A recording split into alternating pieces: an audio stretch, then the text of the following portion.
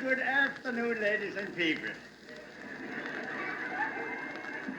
It's good to see you here, and I know by dollars you come to learn a little bit about the Pennsylvania Dutch. Now, we talk kind of funny. See, what we say sometimes, we mean it to come out right, but it comes out, spittle. The front end comes last or something like that.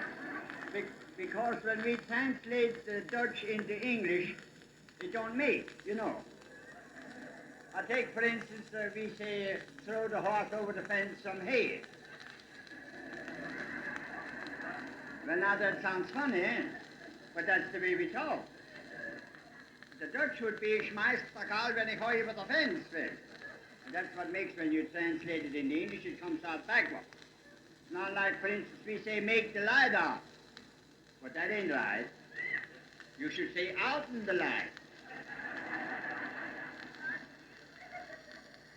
See, it's using the right kind of English. That's very important. Take one of our friends here in the group. He has a daughter, just came home from college. And she was explaining to Pop, she says, Pop, the yard looks so wonderful nice this year. The flowers are so nice, the grass is so nice. How in the world did you do it? Well, he says it wasn't easy. It took a lot of hard work and 24 loads of manure. But she didn't like this very much. So she waited until Pop went on in the barnyard. Then she says to Mom, she says, Mom, why don't you teach Pop to talk a little different? She says, why, what's wrong? He talks all right. Yeah, but she says, I asked him how he got the yard so nice and the grass so green. And he says, lots of hard work and 24 loads of manure. Why can't you get him to say fertilizer? Mom says, just shut up. It took me 25 years to get him to say manure.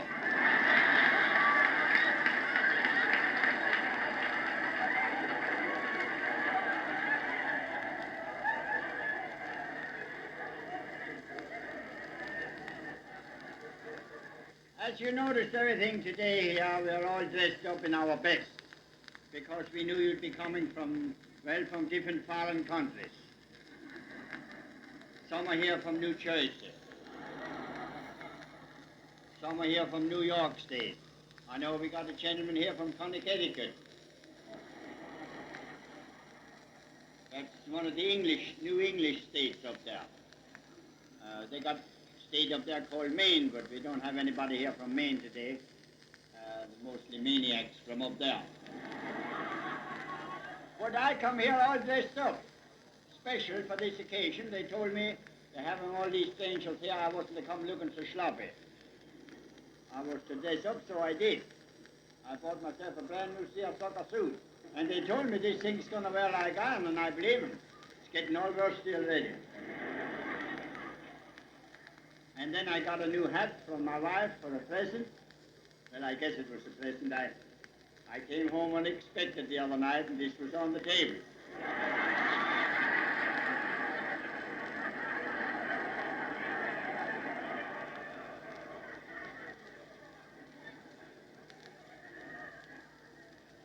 It must have been a present, because when I come in the front door, I heard the delivery man go out the back.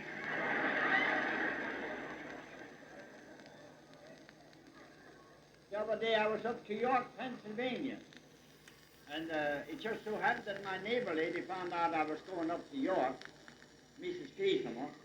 She's one of them old Wunderfitzes, you know. She says, I understand you're going up to York. I says, yeah, that's right. Well, she says, do me a favor, will you? I says, I will if I can. What is it? Well, she says, I have a boy that lives up in York, and he hasn't written me a letter for 20 years. I wish you'd look him up and tell him to write to me once. Well, I says, I'd be glad to do it. I says, where does he live? She says, I don't know exactly. All I know is he lives up there somewhere in a little white house. That's all I know. Well, I says, that ain't much to go on. Well, I says, what's his name? She says, Donald. Donald Gleasomer, but we only call him Don for short. Well, I says, I'll try it.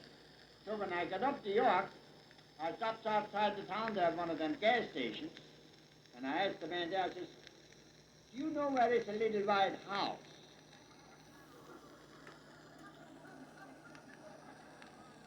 He says, yes, there's one around in the back. And I went back, and by golly, there it was. And I seen a fella coming out, putting on his coat. I says, are you done?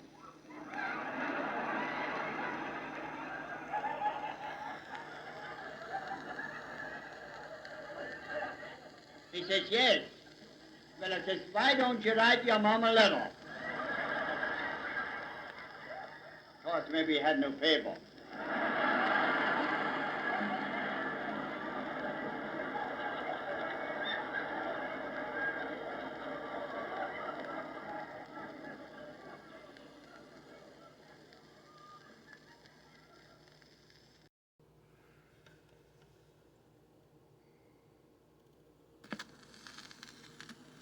And you know, I'll never forget when I got my letter from Uncle Samuel, it was written to me special.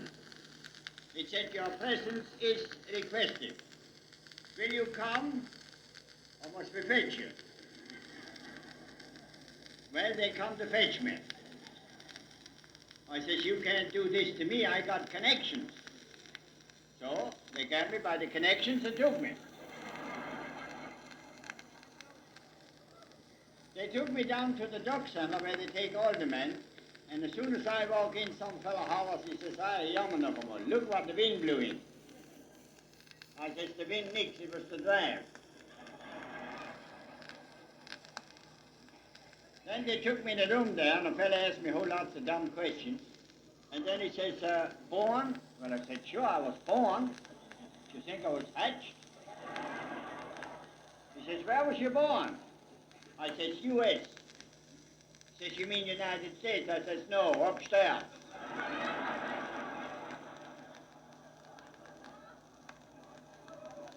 Then he says, what are your parents' names? Because that was easy. I knew them all my life. I says, Mama and Papa.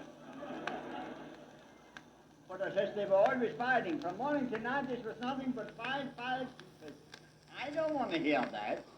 He says, what I want to know is, who's your father? I says, do not matter. I says, that's what they were always fighting about.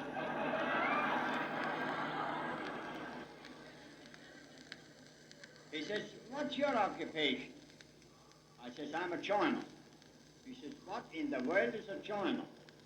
Well, I says, I go in a hotel, and when a fella comes in and buys a drink, I join him. It's cheaper.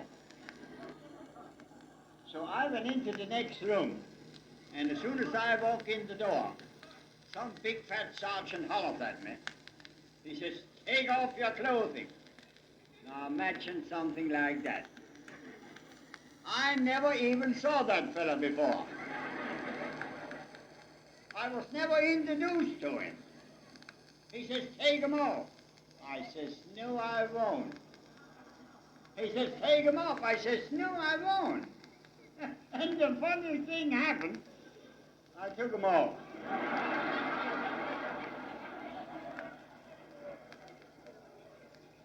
There we stood, 75 men with nothing on but our shoes. Imagine that, no clothing. No place to put our hands.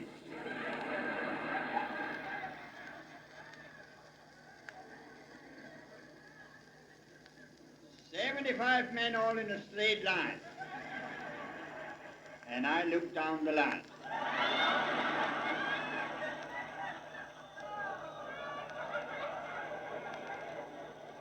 Right there I made up my mind Abraham Lincoln is crazy, all men are not created equal.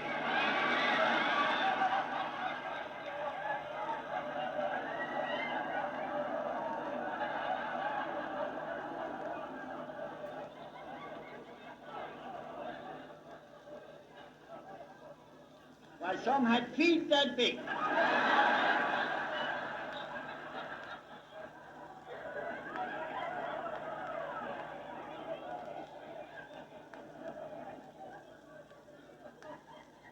And then two doctors get a hold of them. One on each side. One looks in one ear and one looks in the other. And if they can see each other, you ain't in the army.